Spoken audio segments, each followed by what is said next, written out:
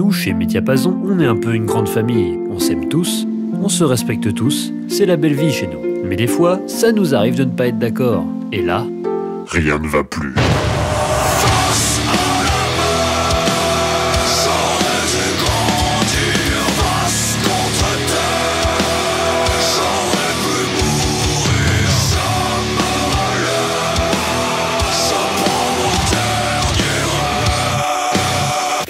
Pourquoi j'ai kiffé The Neon Demon? Voici les 4 raisons qui me font dire que ce film est un grand film. La première, la scène de début. Pour moi, un bon film, c'est une première scène badass qui soit amène le contexte et l'histoire du personnage, soit dévoile la fin. Et dans The Neon Demon, la première scène, c'est Jessie, la protagoniste, sur un canapé recouvert de sang durant une séance photo.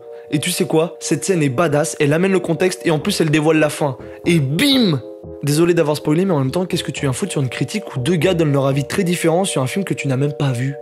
alors comme ça, Jimmy, tu veux qu'on parle de The Neon Demon? Eh bien, parlons-en. Pour commencer, je vais régler un point tout de suite. Non, The Neon Demon n'est pas un film féministe. Une grande partie de sa communication a été basée là-dessus, mais ce n'est pas vrai. Certes, les personnages principaux sont des femmes, elles parlent entre elles d'autre chose que des hommes, mais ça ne suffit pas. L'image véhiculée de la femme est cliché et quand même pas terrible. Toutes les femmes du film sont obsédées par quelque chose, agressives, violentes dans tous les sens du terme, insupportables dans leur façon d'agir et de communiquer. Elles sont manipulatrices, arrogantes, hypocrites, elles aiment leur personne plus que tout au monde. Et pas une seule femme du film sort du lot, à part celle qui ne parle pas. Alors c'est aussi pour montrer l'un des soi-disant visages de la mode, mais là ce ne sont que les femmes du monde de la mode qui sont critiquées, pas les hommes. Donc je le répète, pour un film qui se veut féministe, c'est quand même un peu raté. La deuxième raison, la musique. Un film aura beau avoir un putain de scénario, des acteurs de malades et des plans de ouf, si la musique est pourrie, le film est pourri. La musique, c'est quand même 25% du film. Je dis ça car pour moi, un film, c'est 50% l'image et 50% le son. Et dans le son, il y a 25% les bruitages, les dialogues, etc. Et 25% la musique. Donc c'est pas rien. Alors si la musique n'est ni cohérente ni excellente, le film ne me marquera pas du tout.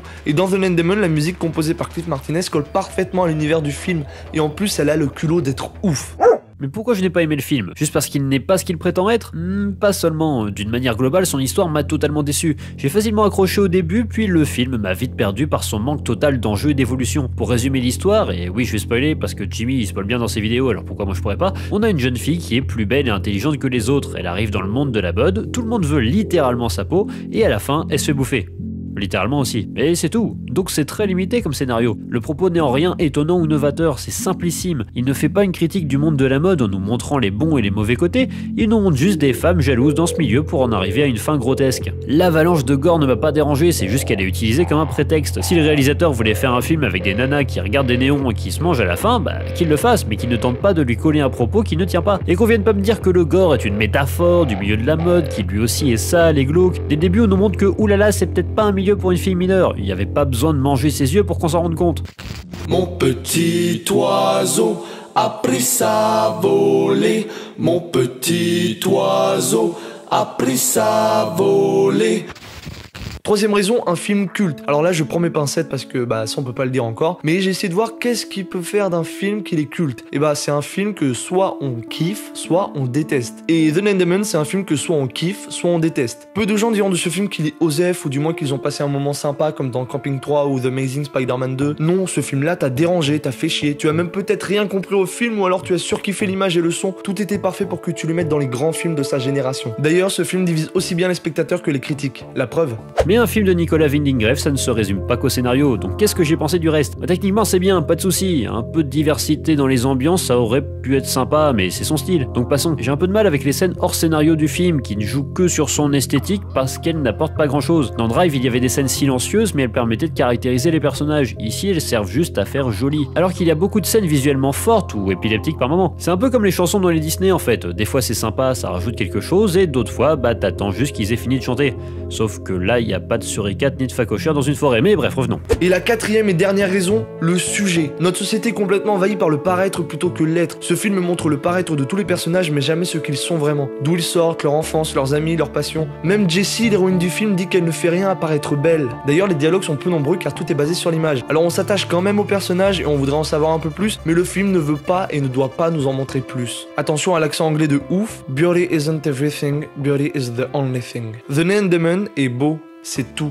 Je peux te résumer le scénario en 10 secondes, mais je suis incapable de te décrire la beauté de chaque scène. Ce film critique le monde de la mode et en fait une synthèse parfaite en décidant d'être ce monde de la mode. C'est comme si un film d'horreur parlant de possession était lui-même possédé. Le truc de ouf. Le point sur lequel j'attendais le film suite à Drive, c'était toute la partie sonore. Pas que la musique, toute l'ambiance sonore du film. Et là encore, y a rien qui sort du lot. On nous met la même soupe aux oreilles pendant tout le film, c'est-à-dire des synthés qui tâchent, et quand on sort de la séance, on a zéro mélodie qui reste en tête. Et pour un film qui mise beaucoup sur son esthétique, ça aide pas à embellir le résultat. La beauté prime sur l'être dans notre société, c'est ce qui est critiqué avec brio dans ce film, donc mon avis sur The Neon Demon, ça défonce. Pour conclure, The Neon Demon n'a pas réussi à me marquer ni par son propos ni par son ambiance. Et c'est dommage parce qu'on me l'avait bien vendu ce film. J'en attendais pas trop, j'avais juste envie de passer un bon moment et pourquoi pas d'écouter une bonne BO. Au final, j'ai eu ni l'un ni l'autre. Donc mon avis sur The Neon Demon, c'était pas génial. Fuck the life, fuck the life. Fuck the life, fuck the life. Fuck the life, fuck the life. Fuck the life.